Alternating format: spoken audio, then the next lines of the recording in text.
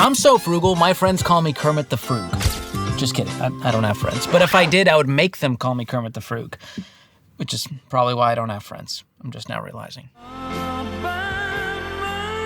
But just because something claims to be a money-saving frugal hack, it doesn't mean it's worth your time or your dignity. So today, I'll be doing the Lord's work and going through a BuzzFeed list of poor people habits, which, from what I gather, is a list of habits people can't let go of no matter how well off they are now. Trauma's gonna trauma. And I'll help you decipher which of these frugal hacks are worth it and which ones are not. Let's get into it. If you grew up poor, I know. Oh, she asked people in the very own, but there's a BuzzFeed community. That's where they're sourcing. These are the same people they get the Family Feud answers from. When we did a survey, top 100 answers on... It's the BuzzFeed people. Number 1, washing and reusing freezer and sandwich bags if they weren't used for raw meat. Oh, that's quite the disclaimer. My mom would hand wash and reuse bags 3 to 4 times. So now throwing away a bag after a single use feels so wasteful to me. The picture it's not helping. The picture of like a wet plastic bag that you gotta like dry. I just feel like there's a higher chance of dying from dysentery from the bacteria that grows inside of that bag than there is of me saving a buck. So, and here's my take. If you have to wash the bag, just throw out the bag. If the bag is dry and didn't have something heebie-jeebie in it, reuse the bag. Simple rule. Moving on. I'm judge and jury today, baby. Licking the bowl after melting chocolate, don't judge. Okay, it's a poor person habit because you don't want to waste the perfectly good chocolate. Yeah, I'm all for that one. Now, I mean, who's around when you're licking? Is it in public? I'd like to know that. And who's melting chocolate in public? That's another question I have for you people. But at home, if you're cooking something and you melted chocolate and there's no like raw ingredients that could give you food poisoning or salmonella, I'm all for licking the bowl. Now, it feels like a messy process. You might have to waste a paper towel or two after licking, going all the way around the bowl. So if there's a better method to collect said chocolate droppings, I would go for that. And yes, they're called chocolate droppings. Droppings? Number 3, I lived in Calgary, Alberta, I'm so sorry, during the oil crash as a stay-at-home mom. Wow, we have a whole backstory here. My husband's income halved overnight. Luckily, we had several amazing cheap wholesale produce places open to the public. I learned to make as much from scratch as I could, gave up processed food because we couldn't afford anything but flour, sugar, produce, eggs, etc. Now I avoid processed food out of preference and own a restaurant where I put a lot of those skills to good use and lost 220 pounds in the last decade to boot. Okay, what a wild M. Night Shyamalan twist this took. It started with, I live in Alberta, during oil crash, stay-at-home mom. Husband loses job. I make food from scratch. Now I own a restaurant and I'm down 220 plus pounds. That's impressive. And also, if I was down over 220 pounds, I would be so exact I lost 224.3 pounds. That is impressive. Is this a poor people habit?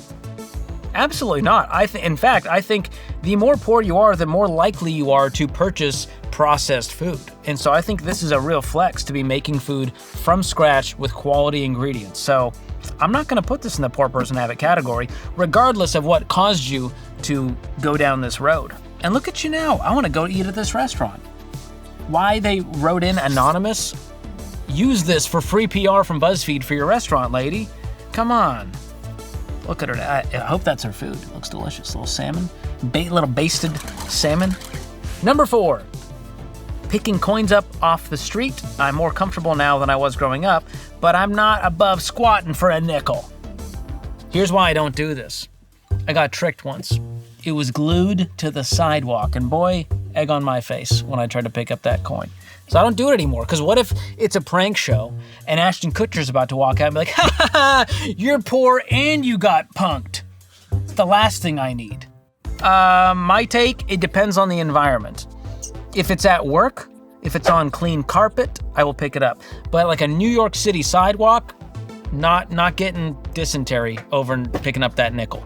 And also, I don't do pennies, not doing a nickel. Dime to quarter, that's the territory I'm aiming for here. That's where I might pick it up, if no one's around. Because what if it's someone else's change, and now they accuse me of thievery? Now it's a robbery attempt, because I stole this guy's quarter. Again, can't have that on my conscience or my record. Is it a poor people habit? I don't think so. I think it's just wasteful to just let money be thrown away. Number 5, I put half of my mouthwash in a separate container and fill them both with water. That way I get 2 bottles for the price of 1. Bro, I don't think you understand how mouthwash works. If you could use water to wash your mouth, we would just use water. I think the ratios matter here, all right? It's like the people who are refilling their foam soap when it gets too low with more water. Well, it's no longer soap, it's mostly water, and now you're not actually washing your hands, which was the entire point of said soap. So, your breath is half stinky, is what I'm trying to tell you. You have bad breath caused by gingivitis! Is it a poor person habit? I don't know.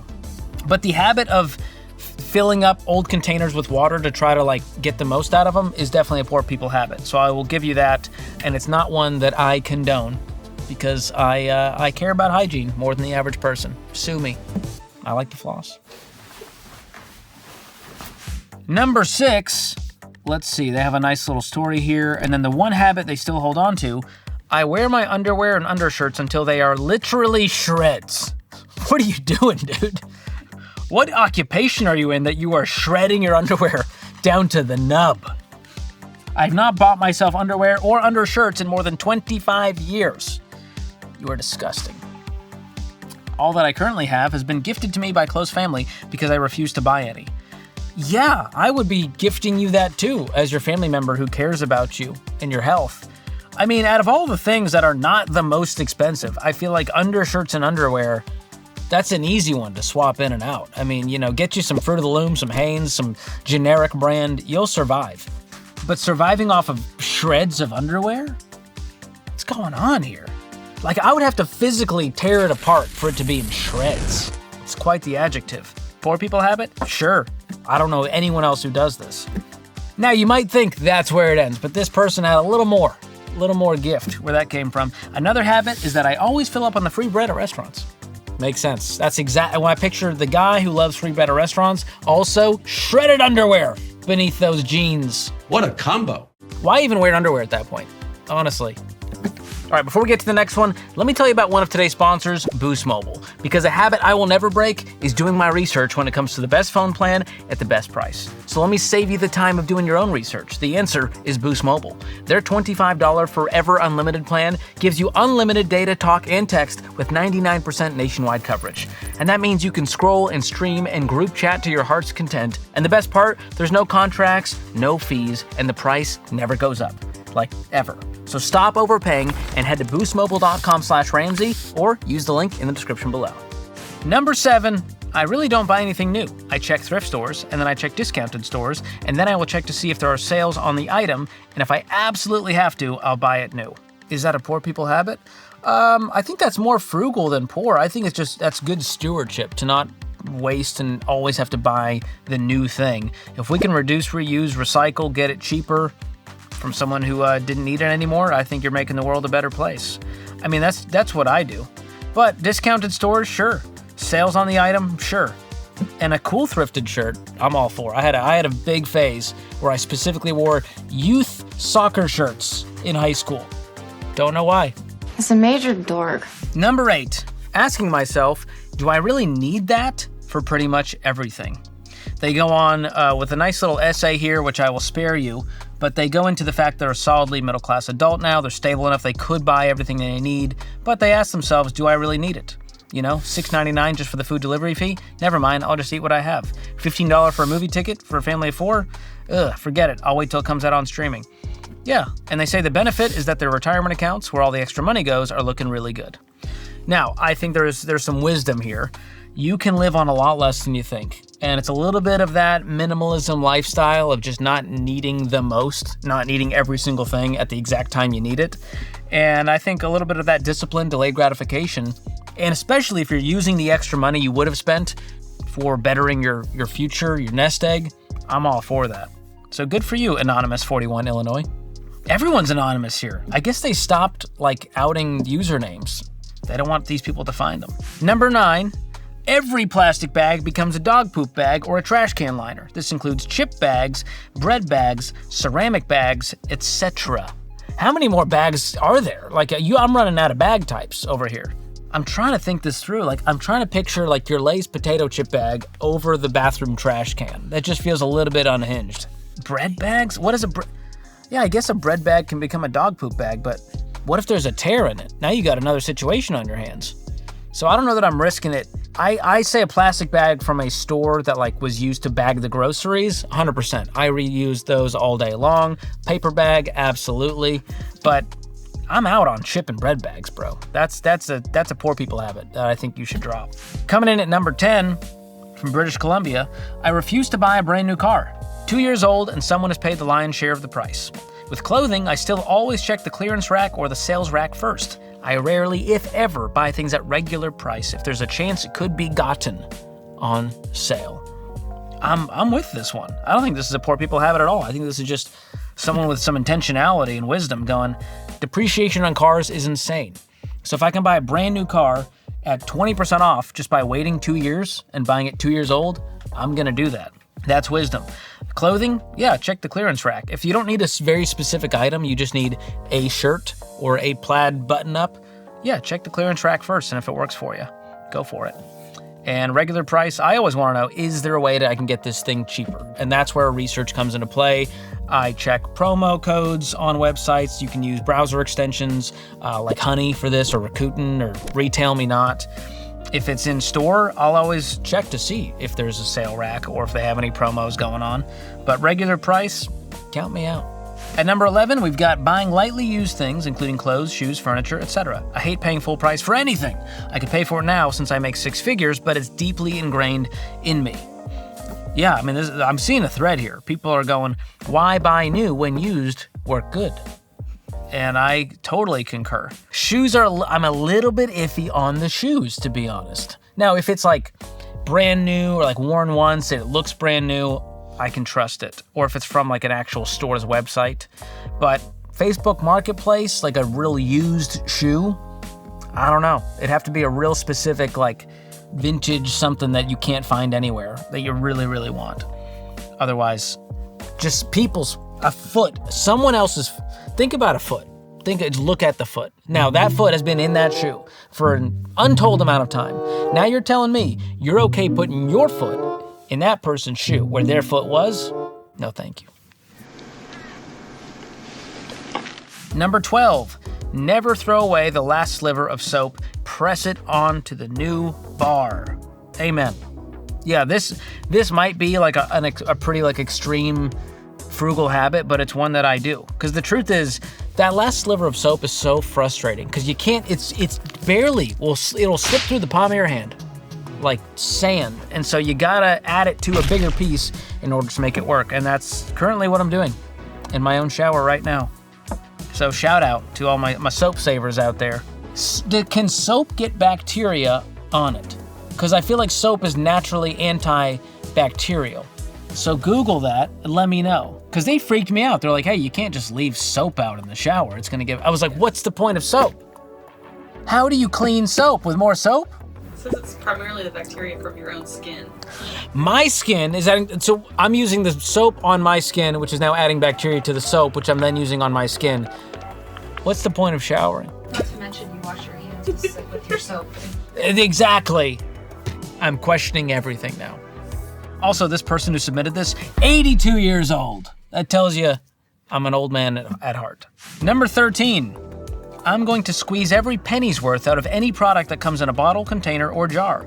Product packaging is often designed to be wasteful, so you have to buy more, and that deceit and the waste it creates really bothers me. So yes, I will slice open that lotion bottle to get the last few scoops. I will add water to the soap shampoo bottle, and I will use a skinny makeup brush to get to the bottom of my foundation bottle. I feel like I'm not letting capitalism win when I use every drop of what I spent my money on. Listen, you go, girl. You use all that Gold Bond healing sensitive cream. As for me in my house, I mean, I'm gonna push it to the limit, but I ain't cutting it open. That's none of my business what's going on in there. All right, I don't do surgery on my plastic, so I'll hard pass on that. And adding, again, we covered this, adding water to the bottle, I don't trust it anymore. All right, you're losing the potency. Coming in at number 14, all, quote, useful garbage, like bottle caps, wrappers, wrapping paper, string, magazines, buttons, etc., make great craft items. I don't know what kind of modern art museum you're running, but I'm not paying to go see it if you made art out of bottle caps.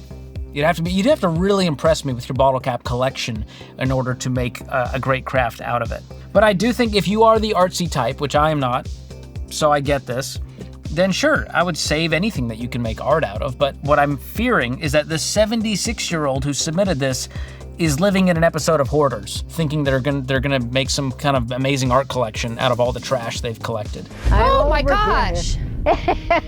For that reason, I'm out on this. I'm not gonna call it a poor people habit. I'm gonna call it like a hermit hoarder habit. Now that would be a show I would watch. Hermit hoarders? Oh my gosh. What? HGTV, call me. Our people will reach out to your people. Number 15, I was packing for a vacation when I discovered my go-to sandals were pretty beat up. I immediately set about trying to mend them, gluing one of the straps with binder clips to dry and looking for the right color paint to touch up the scuffs. It suddenly hit me that I could afford to just go and buy new sandals, yet my first thought was to salvage what I had. I had this mental image of a certain uber-wealthy jerk who shall not be named scoffing at me for gluing my shoes, but I grew up having to make things last as long as possible. Doing anything less than that feels wasteful to me. That's fair. I mean, I like that you could afford to go buy sandals and it hits you, that realization, but I love that your first thought was, does this have to go to waste? Can I fix this and salvage it? Now, the lengths you went to salvage, a little over the top for me personally. I'm not gonna go there. What I would do is contact the company and say, hey, I bought these because I thought they'd be quality and last me a long time. I love the rainbow flip-flops, been wearing them forever, big fan of the brand. The strap fell off. What can you do? And they might just send you a new pair. I don't know, they might offer to repair for free. I would go to those lengths, but I'm not crafty enough to be gluing sandal straps together and still trust it. So, those do look crispy though. If those are your sandals, I would say it's time. They've also lost all grip on the bottom, so do not wear those in a Michigan winter.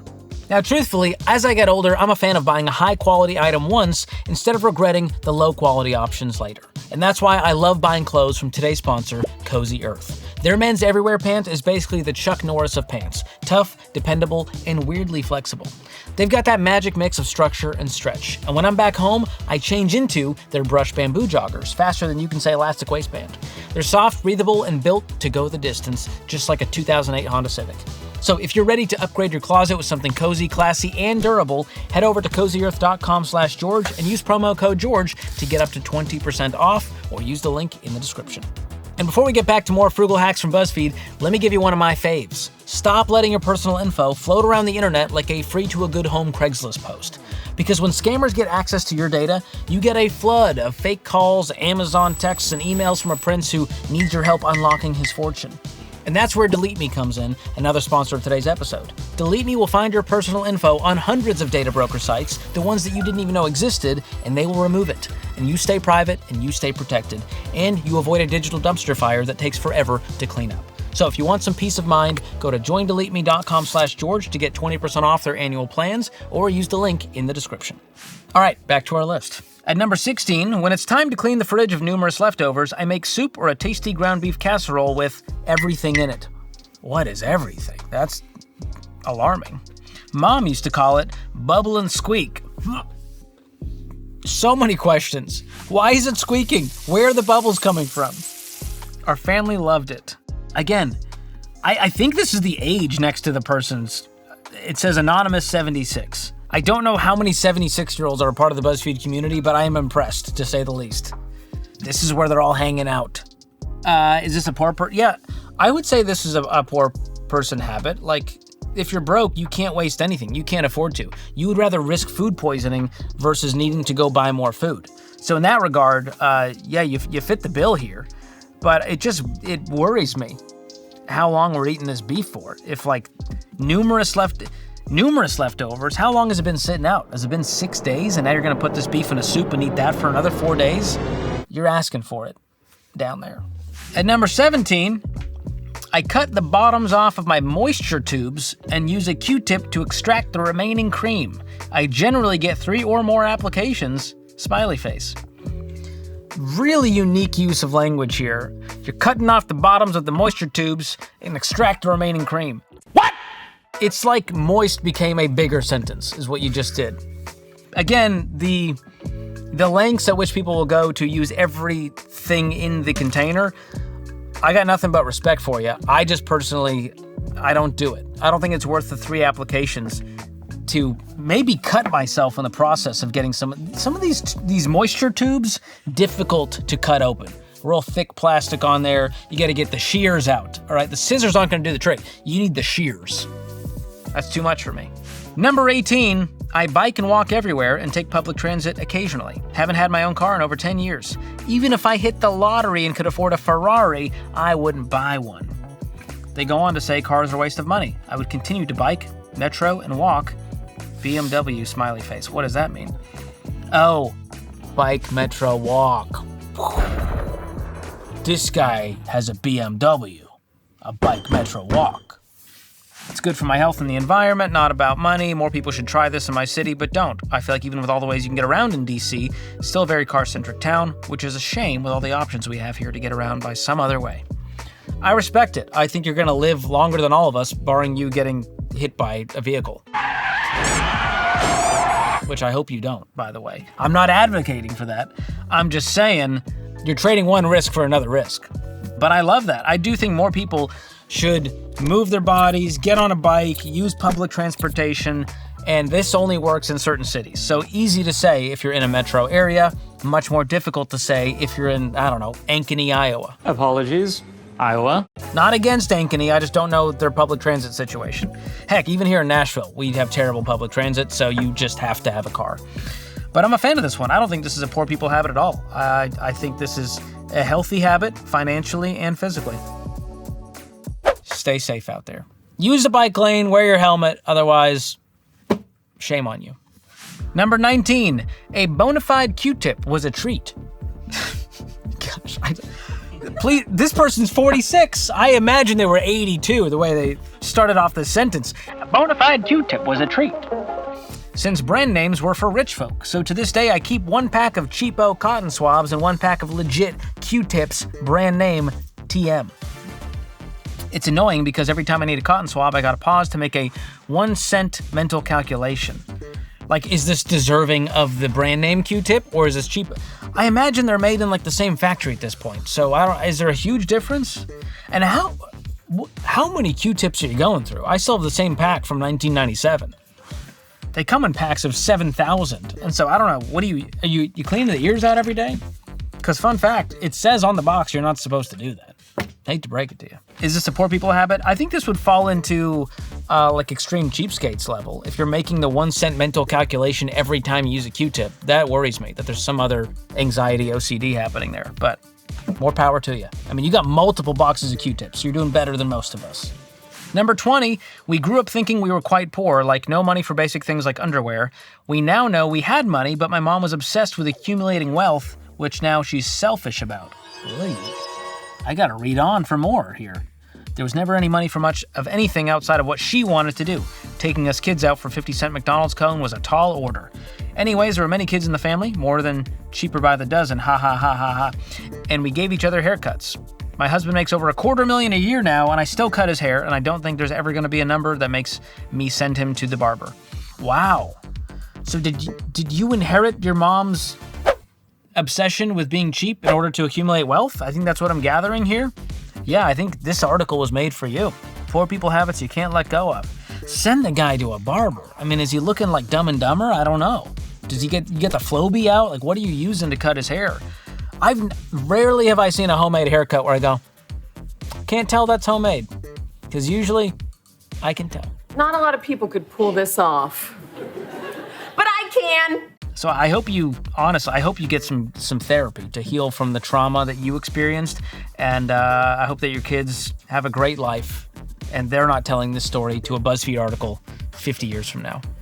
God bless. BuzzFeed cannot be around.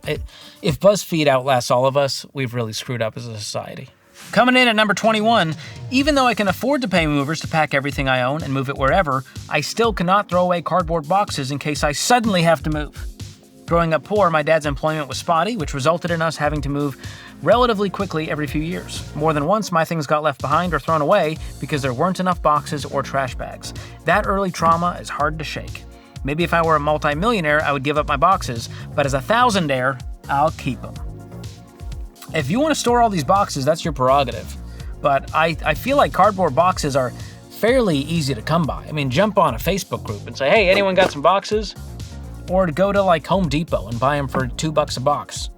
Get you 20 boxes for $40. So I think this one is a habit to let go of.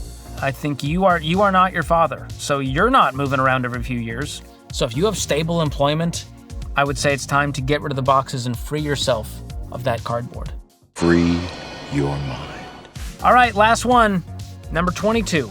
I reuse all my jars from honey to tomato sauce. I wash them and refill them with oats, spices, or whatever is necessary. There is literally no need to buy mason jars or any sort of container. I like this one. I'm not even mad at this one. This is Little House on the Prairie in the best way possible. Reduce, reuse, recycle. Why buy the jars when you can have all these jars for free? Now, if you're OCD like me and you like to have the same jars, you don't want to see like weird, differently sized jars, then that's your prerogative. And that's why I don't do this. And you got to take time to you're taking labels off, you got to heat them up, get all the sticky off. That bothers me too. I just don't want my oats in a ragu jar. It bothers me. My OCD can't handle that. But I'm all for this one. I don't think it's a poor people habit. I think, again, it's just a good steward of what you were given and less wasteful. Wow. What a journey we just went on. Now listen, I truly love saving money. But if your hack involves reusing the same napkin 7 times, it might be time to let that go. I'm looking at bigger habits that are going to cause you to build wealth. Now, some broke habits make sense when you're broke, but once you've got more margin, it's okay and even healthy to upgrade your quality of life. And if you haven't gotten your fix quite yet, you can watch more of this in this next video coming up where I react to more poor people habits. Click here or use the link in the description. That's it for today. Don't forget to hit like on this video, subscribe to the channel, and share this video with someone who's watering down their soap. Consider it an intervention. Thanks for watching. We'll see you next time.